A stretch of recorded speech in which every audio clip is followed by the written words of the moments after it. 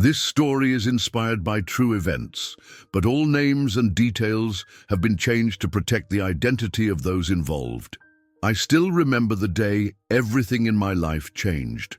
I was just 12 when my father passed away, leaving behind my mother, my younger sister, and me in a small, dimly lit apartment that suddenly felt too big and too empty.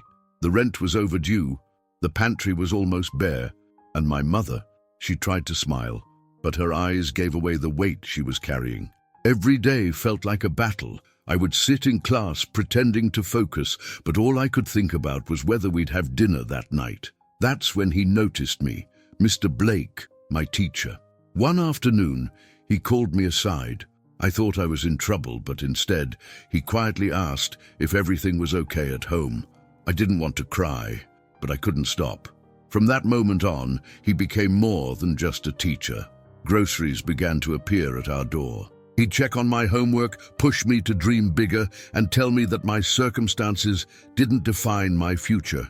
It was the first time in months I felt seen. I didn't know it then, but his kindness would spark a chain of events that would change both of our lives forever. Because sometimes a single act of compassion doesn't just save one person, it ripples through time in ways you could never imagine. Before we dive in, I want to know something from you. Where in the world are you watching this from? Drop your city and state in the comments. I'd love to see how far this story can reach. The day everything changed. I can still smell the rain from that morning. It wasn't just rain. It was the kind that seeps into your bones, cold and relentless, as if the sky itself was mourning with us. I was 12 years old, sitting on the edge of our worn-out couch, staring at the faded carpet, waiting for my uncle to arrive. My mother was in the bedroom, her muffled sobs echoing through the thin walls. My little sister, Emma, clung to me like I was the last bit of solid ground in a world that had suddenly cracked open. When my uncle finally stepped in, his eyes told me everything before his lips moved. My father was gone. No warning, no goodbye. One moment he was there, his voice, his laugh, his rough hands fixing the kitchen sink, and the next, just silence. It felt like someone had pressed pause on the world, but only for us.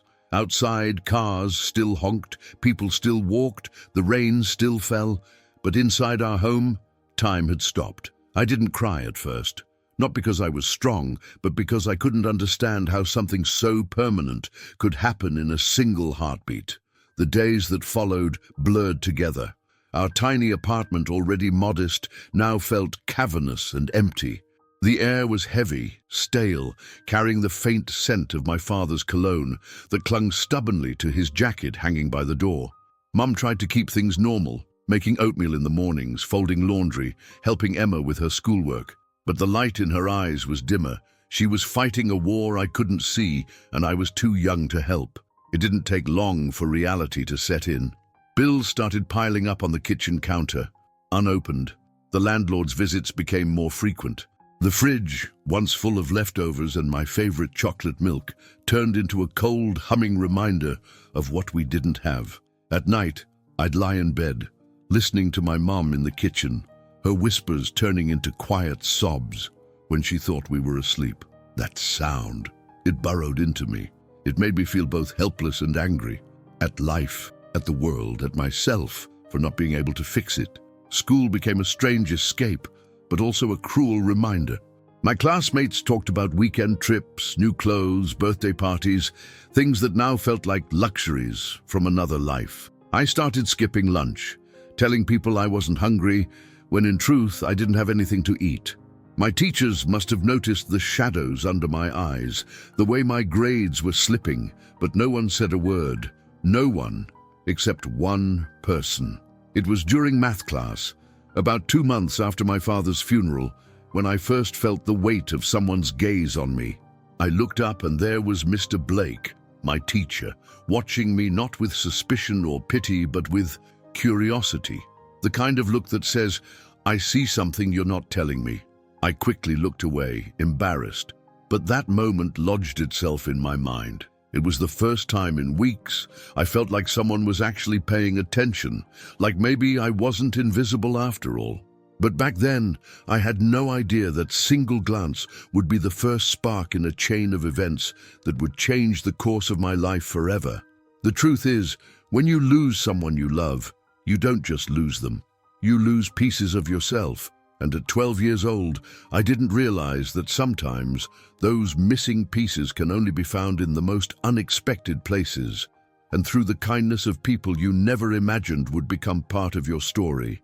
Shadows at home used to feel warm, not because it was fancy, far from it, but because it was ours. My father's laughter used to bounce off the walls, my mother's singing would drift from the kitchen, and the smell of fresh bread on Sundays was enough to make the place feel like the safest corner of the universe. But after he was gone, the air changed. It wasn't just silence that filled the rooms, it was something heavier, something that pressed down on my chest. The sunlight that once poured in through the curtains now seemed dull, as if even the sun couldn't bear to shine here anymore. Every morning, I'd watch my mother put on her brave face. She'd stand in front of the bathroom mirror, shoulders straight, lips pressed together, brushing her hair like she was suiting up for battle. But when she thought no one was looking, her hands would linger on the sink, gripping it like she was trying to hold herself together. Emma was too young to notice the cracks, but I did. The bills kept stacking up on the counter, unopened envelopes like little white soldiers marching toward us, one by one. I didn't need to read them to know what they meant. More debt, more pressure, more nights lying awake. I'd catch my mother staring at them sometimes, her lips moving silently, maybe doing the math in her head or whispering prayers under her breath. The fridge became a measure of our fortune. Some days it had enough to last until the weekend. Other days it was just a carton of eggs, a half-empty jar of peanut butter, and maybe some milk if we were lucky. Dinner turned into whatever we could piece together. I learned to pretend I was full, so Emma could have my share. Nights were the hardest. Once Emma was asleep, the apartment got so quiet that even the hum of the refrigerator felt loud. That's when the shadows came. Not just the ones creeping across the walls, but the ones inside me. Doubts, fears. What if we couldn't pay rent? What if Mom couldn't keep her job? What if we ended up on the street? I tried to help where I could. I'd collect empty soda cans from the park, trade them in for a few coins, and slip the money onto the counter when Mom wasn't looking. It wasn't much, maybe enough for a loaf of bread, but it made me feel like I was doing something. School felt like a different planet. Kids laughed in the hallways, complained about homework, argued over cafeteria pizza.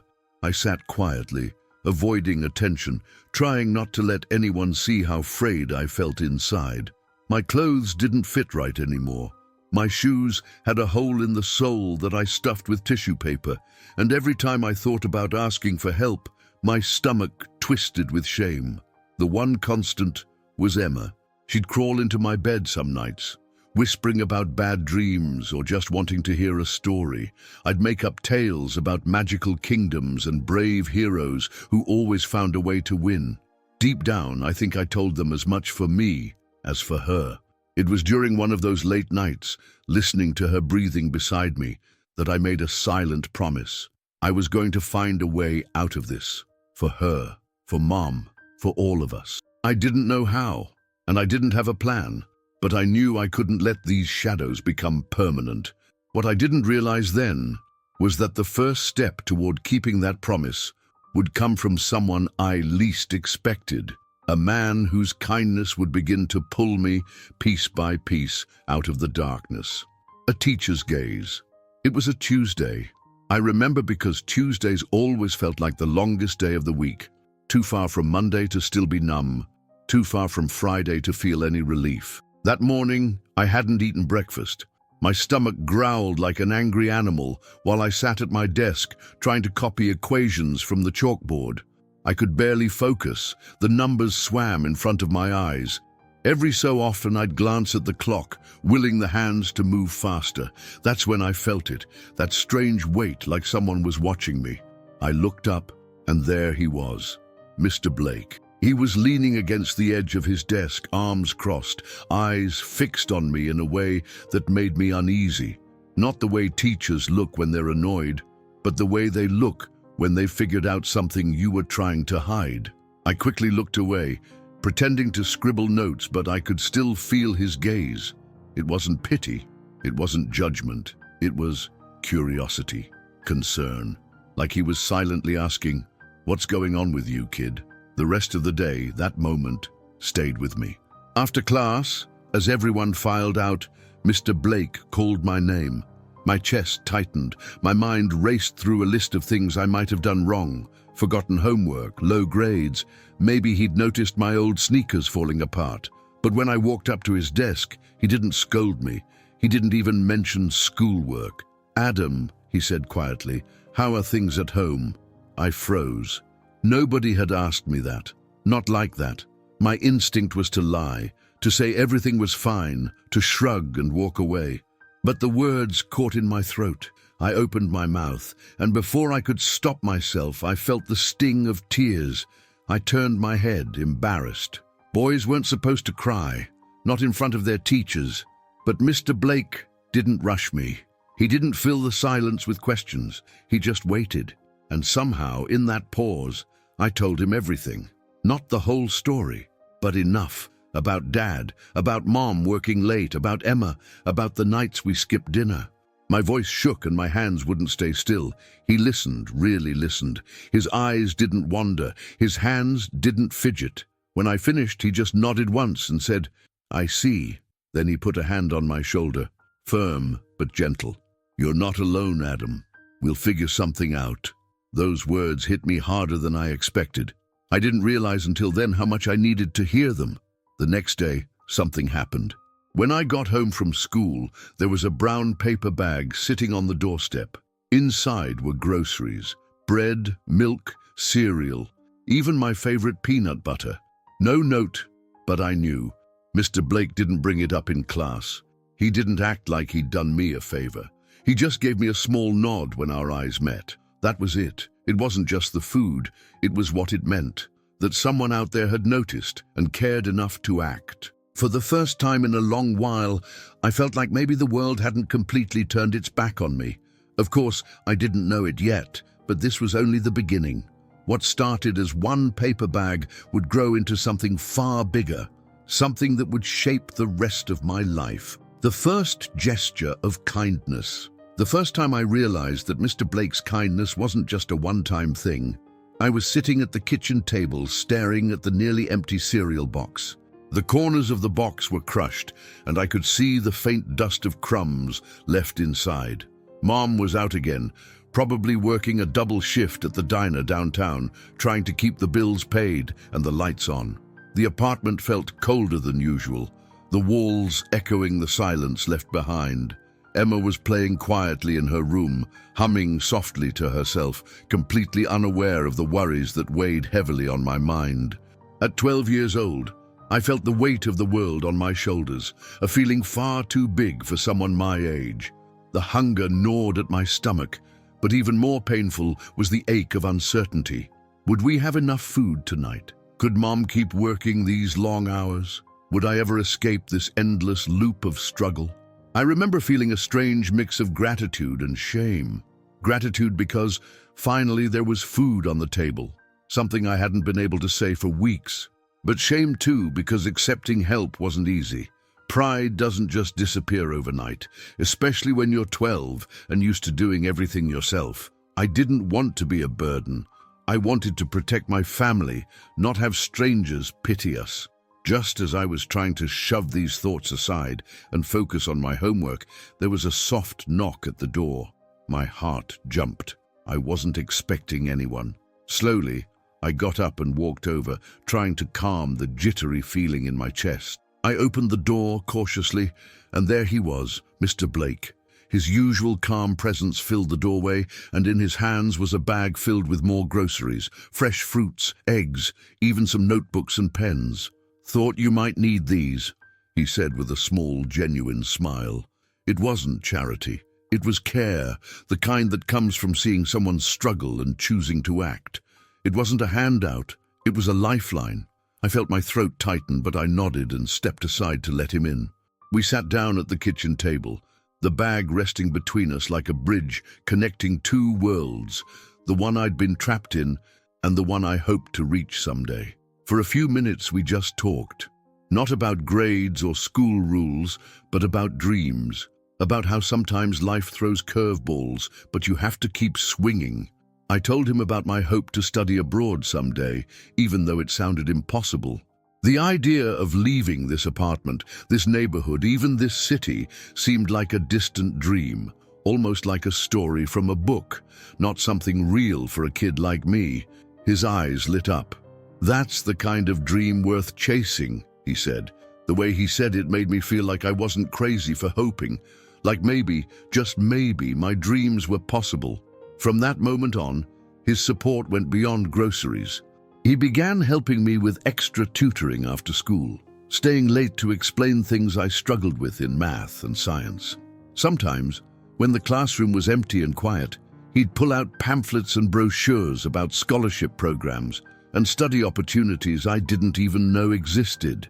Each visit, every lesson, every small gesture chipped away at the walls I'd built around myself. The walls made of doubt, fear, and the feeling that my life was already decided. Slowly, I started to believe that maybe my story wasn't written yet. Maybe I had the power to change it, to build a different future. At home, Mom started to relax a little. I could see it in the way she smiled more often, even if only for a fleeting moment. The tension in her shoulders seemed to ease just a bit. Emma, still too young to understand the full weight of our struggles, kept her childish innocence. But I felt a new hope growing inside me, a fire that kept me going through the hardest nights when hunger and worry tried to consume me. Looking back, those first gestures of kindness were turning points, tiny seeds planted in the harshest soil, promising a future where we could all thrive.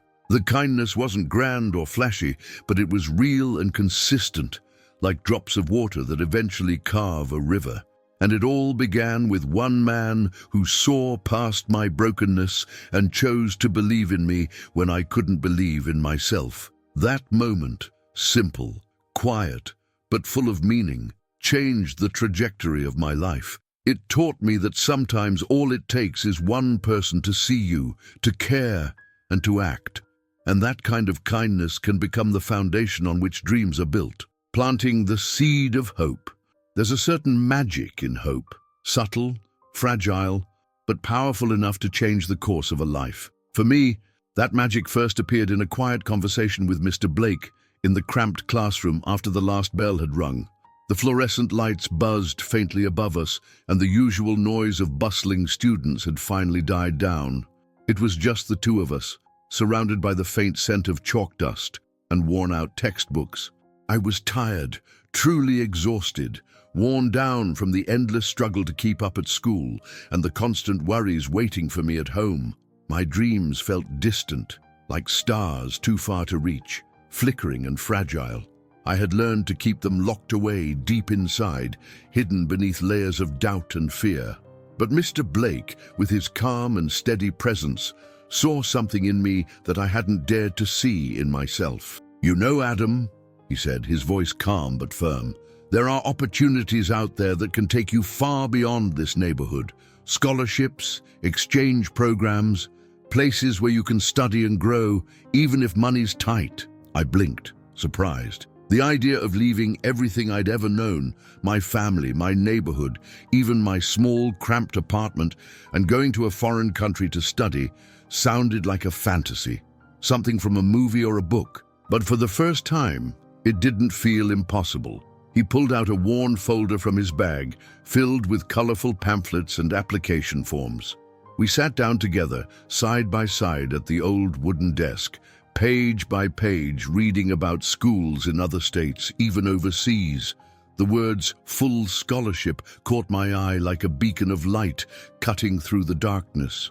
I remember feeling a knot in my stomach, excitement mixed with fear. How could I, a boy from a struggling family with so many obstacles, imagine this as something real? The thought of flying across the country, or even across the world, seemed both thrilling and terrifying. But Mr. Blake didn't just plant the idea.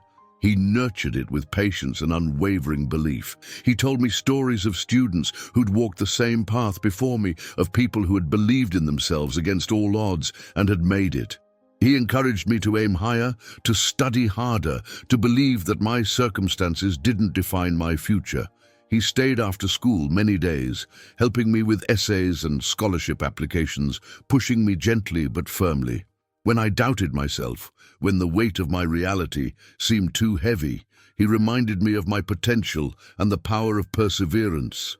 Sometimes, late at night, after everyone else was asleep, I'd lie awake staring at the cracked ceiling, thinking about the possibility. What would it be like to leave behind the cramped apartment, the worries, the hunger, to sit in classrooms filled with books and hope instead of empty shelves and silence, to hear a language that wasn't my own, to meet people from places I'd only ever dreamed about? That hope grew inside me, a fragile flame against the darkness. It flickered, yes, but it never went out. I started to believe in a future where I wasn't just surviving, but thriving, where my story could be rewritten with new chapters filled with promise. At home, I kept this secret hope to myself. Mom and Emma deserved peace, and I didn't want to add more worry to their already heavy burdens. But the way I carried myself changed. A little more confidence in my step, a little more light in my eyes. I found myself dreaming in colors I hadn't allowed before. I didn't know how things would turn out. The path ahead was uncertain, filled with challenges I couldn't yet imagine. But that seed of hope, planted by one man who chose to believe in me, was enough to keep me going. Because sometimes, all it takes is one person, one belief, one encouragement to change the story of a lifetime. And in that quiet classroom, under the flickering fluorescent lights, I began to believe that my story was just beginning.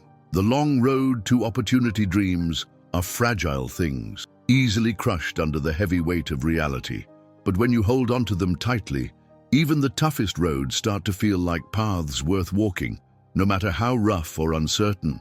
For me, after Mr. Blake planted the seed of hope, life transformed into a delicate balancing act, juggling schoolwork, family responsibilities, and the ever-present worries about money that never seemed to disappear. Each day was a test of endurance. The alarm would drag me out of sleep before dawn, and I'd tiptoe around the apartment, careful not to wake Mom or Emma. Breakfast was often skipped or made from whatever little we had left in the cupboards. Most mornings, I left the house with a rumbling stomach and a heart full of determination. I refused to let go of the possibility, that scholarship, the one thing that could change everything for us. The nights, though, were the hardest. When the rest of the world fell silent and the apartment settled into darkness, I'd sit at my small desk by the window, poring over borrowed books from the public library. I rewrote essays dozens of times, memorized passages for exams, practiced problems until my fingers cramped and my eyes burned from exhaustion. I knew I had to push harder than anyone else. Failure wasn't an option, not when so much was at stake. Mom worked tirelessly, taking extra shifts at the diner, sometimes late into the night. I could hear the tiredness in her footsteps, see it in the way her shoulders slumped, but she never complained. Her silent strength became my anchor, a constant reminder of why I had to keep pushing forward, not just for myself, but for her and Emma too. There were moments when the pressure felt unbearable. Lying awake at night, I'd listen to the sounds of our tiny apartment, the creak of the old pipes echoing through the walls, the faint hum of traffic outside, and the soft, steady breathing of Emma in her bed. Sometimes, doubt crept in like a shadow, whispering that maybe I wasn't cut out for this. Maybe my dreams were just illusions slipping through my fingers. But every time I felt myself wavering, I thought back to Mr. Blake's words, spoken so clearly in that quiet classroom. "You have potential, Adam. Don't let your circumstances define you." His belief was like a light in the darkness, guiding me through those long, lonely nights when hope seemed far away. The application process was overwhelming, a mountain of forms, essays, recommendation letters, and deadlines. Each step felt like a hurdle testing my resolve. I spent countless hours crafting essays that told my story, honest, raw, and full of the determination that had become my lifeline. I sought out teachers to write letters of recommendation, some surprised but all supportive.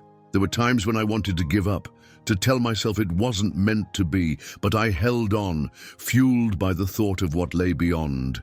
Slowly, the pieces began to fall into place. Encouraging feedback came from my teachers, my grades steadily improved, and I found moments of joy in small victories. A well-written essay, a kind word from a counselor, a glimpse of the future I longed for. And then, after months of waiting, the moment arrived. I remember the day the letter came, my hands trembling as I tore open the envelope, heart pounding like a drum in my chest. The words, "full scholarship to study abroad," jumped off the page like a dream come true. I sank to the floor, tears streaming down my face. It wasn't just a piece of paper. It was a lifeline, a promise that my hard work and perseverance were finally paying off. It was proof that the seed of hope Mr. Blake had planted was growing strong. But the road ahead was still long and daunting. Leaving home meant saying goodbye to Mom, to Emma, to the small apartment filled with memories and struggles. It meant stepping into the unknown, facing fears I had never imagined, being so far from the people I loved, the familiar sounds and smells of my neighborhood, and the life I had always known. Still, I was ready, because I knew that this opportunity wasn't just for me, it was for my family, for everyone who had believed in me when I couldn't believe in myself. As I packed my bags, I carried with me more than just clothes and books. I carried the hopes of a boy who refused to give up, the dreams of a family holding on to the promise of a better tomorrow. The journey was just beginning, and I was determined to make every step count. A new world, far from home. Stepping off the plane, I was immediately hit by a wave of unfamiliar sounds, smells, and faces. The airport buzzed with a mix of hurried footsteps, rolling suitcases, and snippets of conversations in languages I barely understood. Everything around me hummed with an energy I had never experienced before.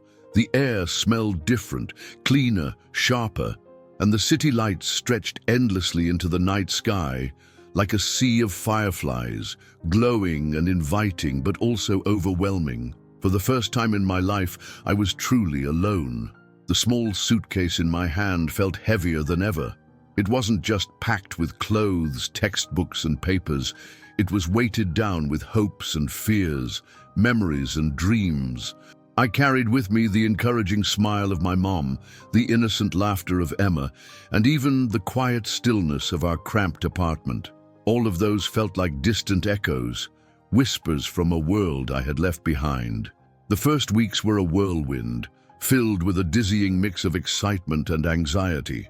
Classes were harder than anything I'd known back home. The accents, the slang, even the way people laughed, it all felt foreign and confusing. I stumbled over words during conversations, misheard instructions in lectures, and sometimes froze completely in social settings, unsure of how to respond. I missed home terribly. The familiar faces, the smells of Mom's cooking, the comforting routines. But deep inside, a fire was burning, a fierce determination to succeed, to honor the faith Mr. Blake and my family had placed in me. The campus was enormous, a sprawling maze of buildings, endless hallways, and bustling courtyards. I spent hours in the library, surrounded by shelves overflowing with books, and students who seemed confident and sure of themselves. Sometimes I'd sit quietly in a corner, watching groups of friends chatting and laughing, wondering if I'd ever truly fit in, or if I was destined to remain the outsider looking in. But slowly, things began to change. I found friends, people who understood the struggles of being new, of trying to find your place in a world that didn't always feel welcoming. They shared their own stories of hardship and hope, and we bonded over our dreams for the future. These friendships became lifelines, little islands of warmth in the sea of unfamiliarity. My professors noticed my effort too. They pushed me to think deeper, to challenge myself beyond what I thought was possible. Their encouragement helped me grow academically and personally. Every small success, a good grade, a kind word, a shared laugh, became a victory, a piece of proof that I belonged. I called home as often as I could. Hearing Mom's voice on the other end of the line was like a balm for my homesickness. Her unwavering support reminded me why I was here and why every challenge was worth it. Emma's stories about her day made me smile and gave me strength to keep going, no matter how hard things got. Even Mr. Blake's words echoed in my mind, a constant source of motivation. Keep going, Adam. This is just the beginning. But life in this new world wasn't without its hardships. There were days when loneliness crashed down on me like a heavy wave. Days when the weight of expectation felt crushing, and I questioned whether I had what it took to succeed. Those were the nights I stared out my dorm window at the unfamiliar stars, their cold light reminding me of how far I'd come and how far I still had to go. I thought about the shadows I'd left behind, the hunger, the struggles, the tears, and I vowed never to let those become the final chapters of my story. This new world tested me in ways I never imagined. It forced me to be resilient when I felt broken, to find hope when everything seemed uncertain.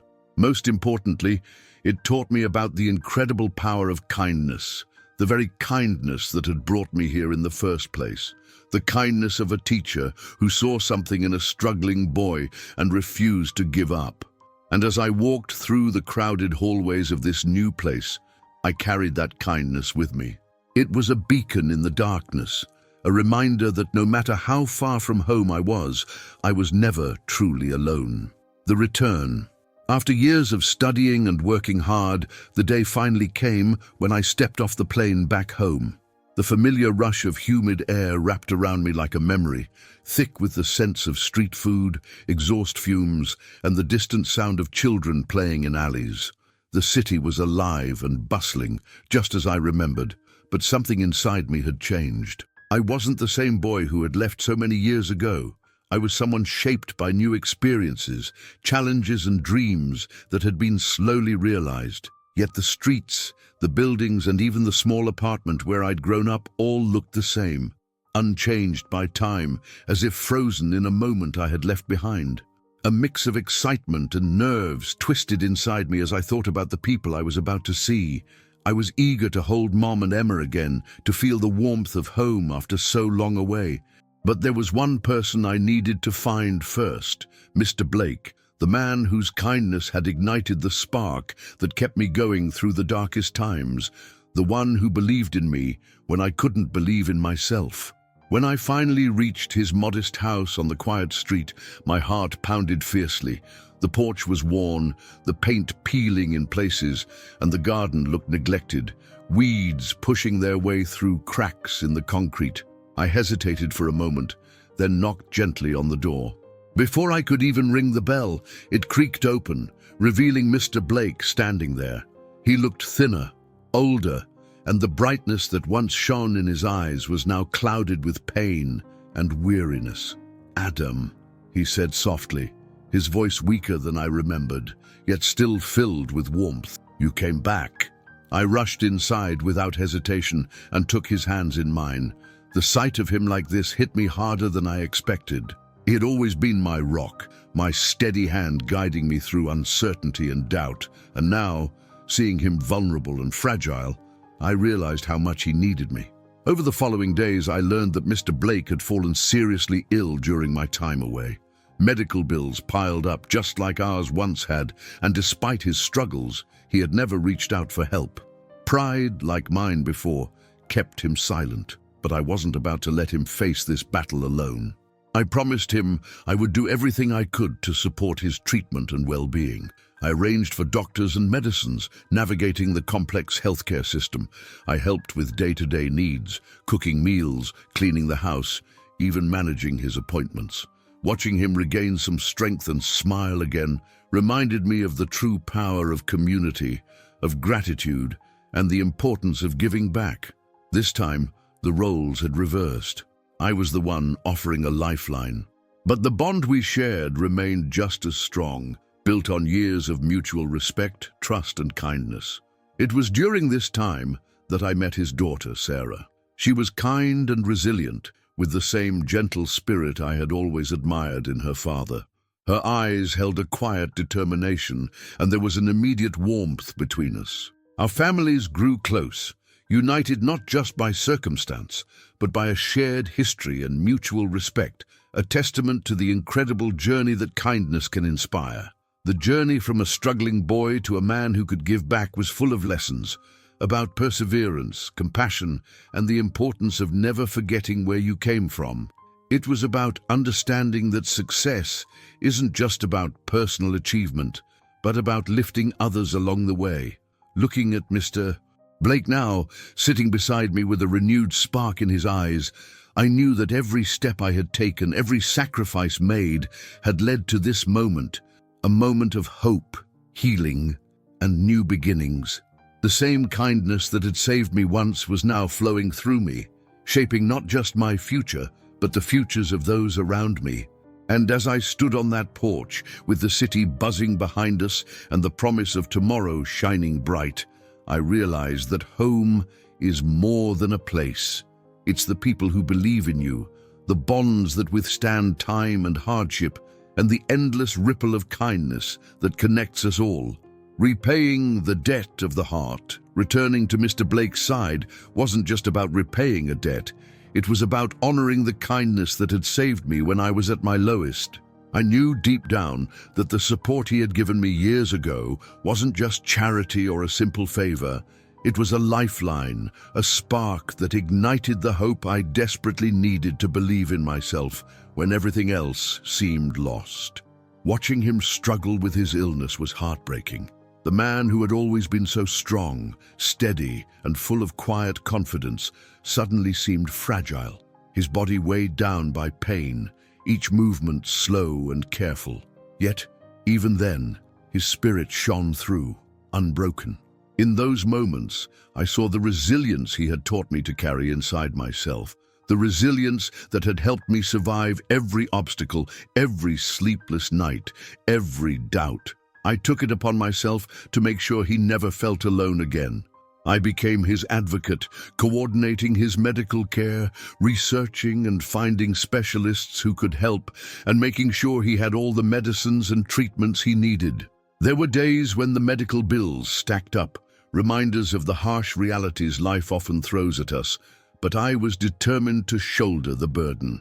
Beyond the medical challenges, I arranged for meals when he was too weak to cook, helped with daily chores around the house, and spent countless hours simply sitting by his side.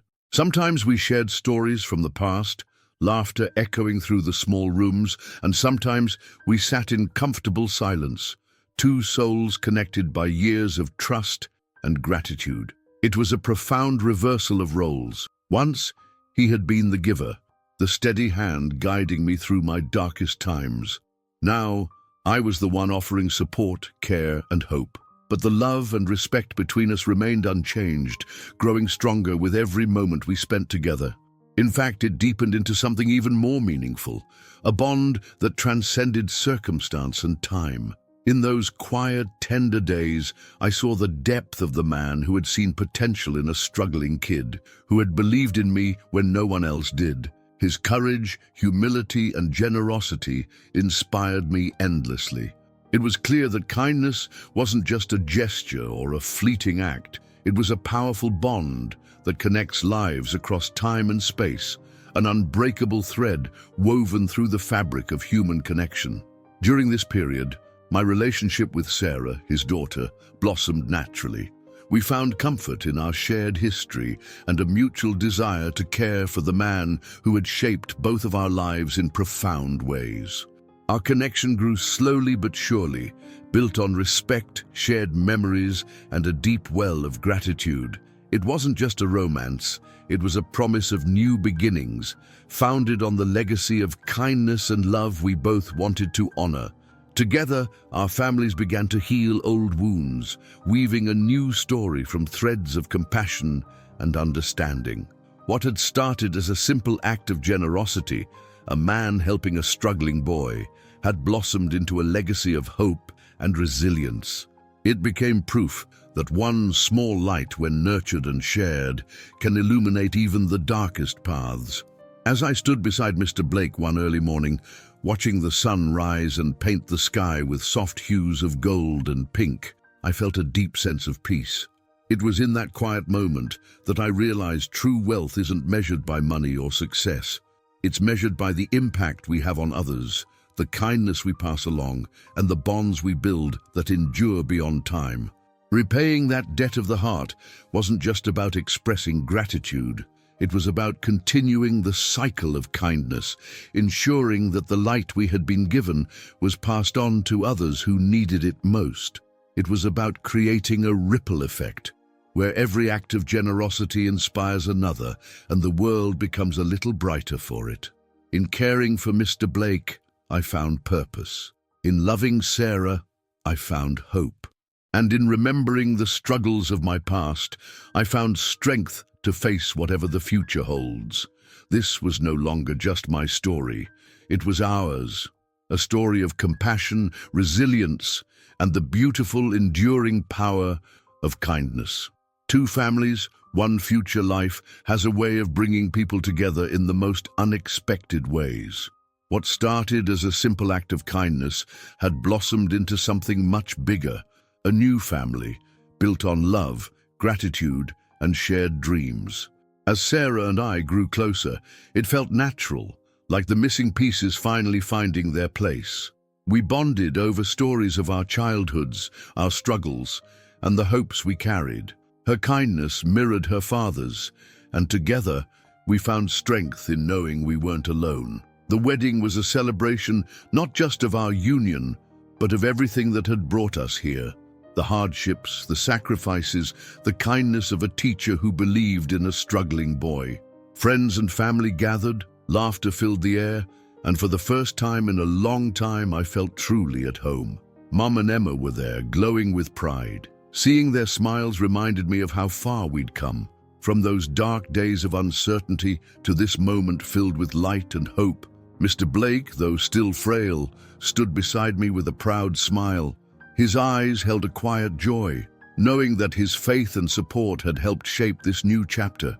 As we exchanged vows, I thought about the journey, the nights spent studying by dim light, the moments of doubt, and the unwavering support that lifted me up. It wasn't just about love between Sarah and me. It was about the love that had carried all of us through. Our families, once separate, were now intertwined, forming a bond that would last generations. We shared stories, traditions, and dreams for the future. The struggles of the past became the foundation for a stronger, more compassionate future. Looking around at the faces of those who had supported me, I felt overwhelming gratitude. The kindness of one person had set off a chain reaction, changing lives, building connections, and proving that even in the darkest times, hope can shine through. This story isn't just mine. It belongs to all of us who believe in the power of compassion and the strength of community. It's a reminder that sometimes a single act of kindness can change everything. As Sarah and I begin our life together, we carry forward the legacy of hope, gratitude, and love, promising to keep the cycle of kindness alive for ourselves and for those who will come after us. Because family isn't just about blood, it's about the bonds we choose to build and the hearts we open along the way, the ripple of kindness. Looking back on everything, I realize that life isn't just about the moments that change us. It's about the people who stand beside us when everything feels impossible. When my father passed away, I thought my world had ended. But in the darkest moments, a single act of kindness from Mr. Blake became the light that guided me forward. His belief in me wasn't just about helping a struggling student. It was about planting a seed of hope that would grow into something greater than I could have imagined. That kindness rippled through my life, changing not only my story, but the stories of everyone around me. It taught me that true strength comes from connection, from reaching out when others need you most, and from never underestimating the power of compassion. Today, as I stand alongside my family, the ones I was born into and the ones I've chosen, I see how the smallest gestures can create waves that touch lives far beyond our own. So I ask you, wherever you are watching from, what kindness can you offer today? Who in your life might need a hand, a word, or simply to be seen? Because sometimes the simplest act can change a life forever, just like it changed mine. Thank you for listening to my story. If it touched you in any way, please share where you're watching from in the comments. Let's remind each other that no matter where we come from, kindness connects us all.